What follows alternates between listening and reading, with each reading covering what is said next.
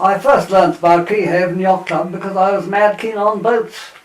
I'd been playing around in boats for as soon as I was allowed to and get away from nursemaids on the lake at Newlands.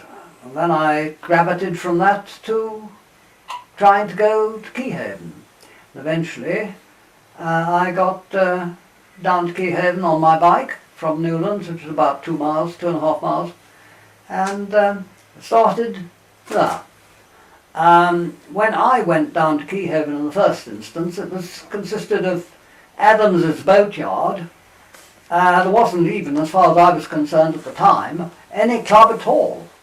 And it wasn't until several years later that I, wandering around Adams's boatyard, I found that one complete boat shed had been converted, if you like, probably because he hadn't got any boats, with 1 foot square, 6 foot length timbers, which were being used as seats, I realised later. But by the side of these were empty bottles and glasses. And it was then that I realised that the big, about 3 or 4 of these, which had been made as seats, had been made as a sort of seats while everybody was sitting around talking. Not when I was there at the age of 12, or no, I was even late, about 10 or 11. I wasn't even a member of the club in those days. I just simply came to visit boats. Boats attracted me, and it wasn't until some considerable time later that I bought a boat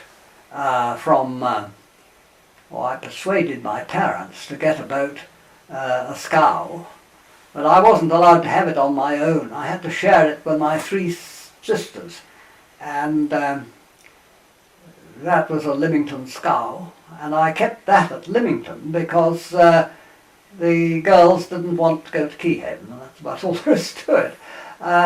We came from Lymington to Keyhaven over the marshes and eventually down by sea for about 2 years, I suppose, and eventually came to Keyhaven.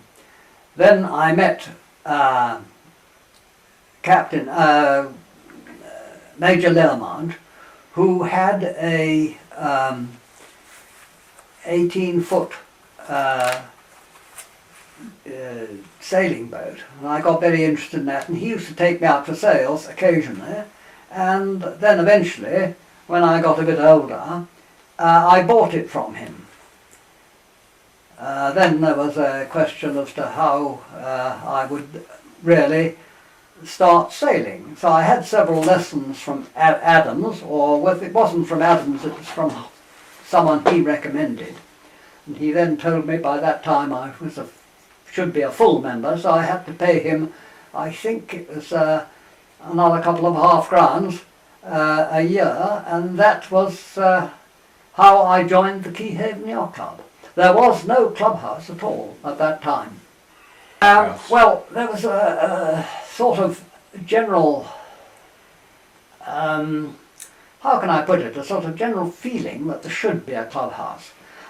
He had originally, when I first went down there at a tender age of about 10 or 12, he had these big square things and the boatyard shed.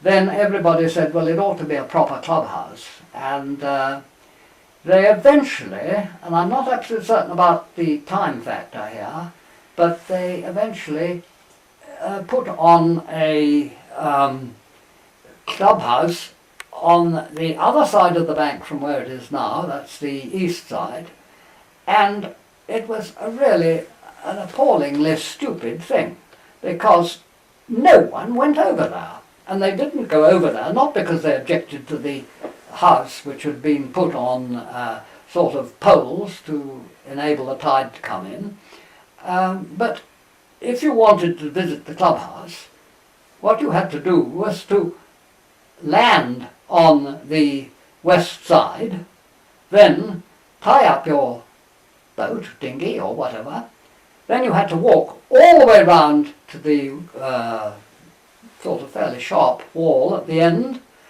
round back to the boatyard, and that was the clubhouse, by which time you were completely exhausted.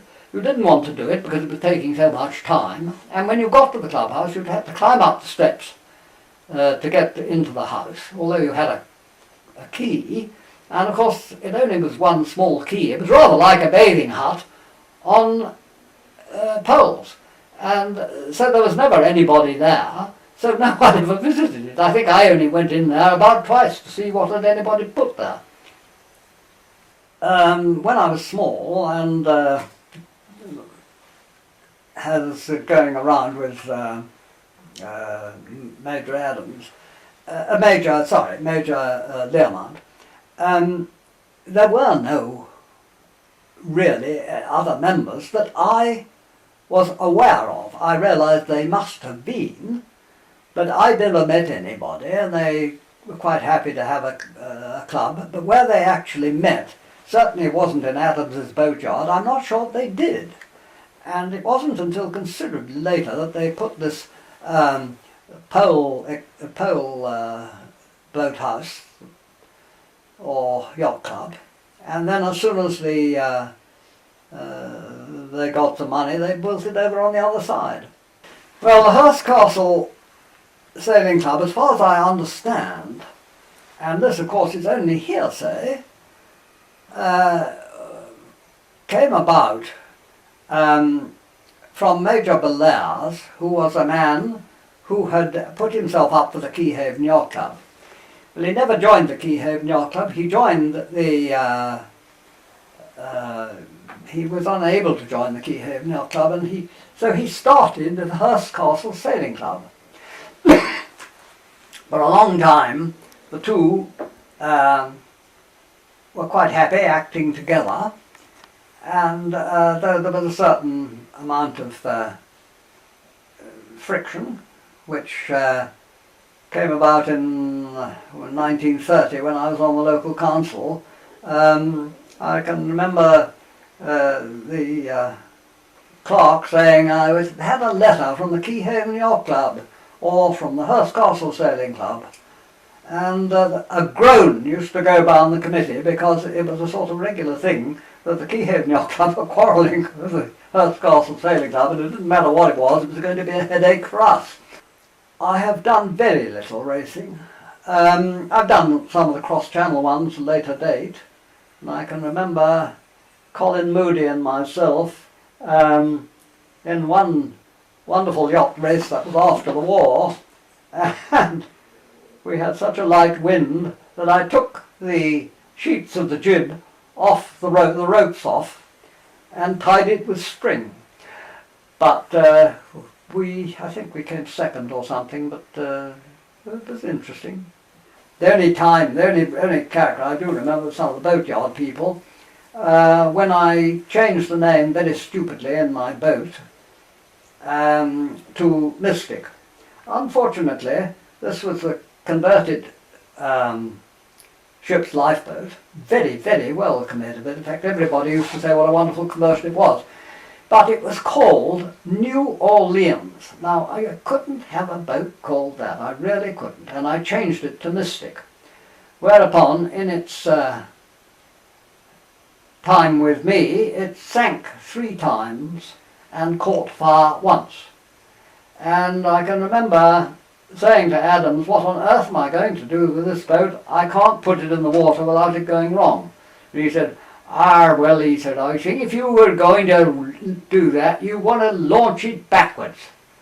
So we had the damn thing pulled up, turned round and launched backwards. I sold it almost immediately afterwards. Someone came along and bought it, so perhaps that was a good luck after all, I don't know.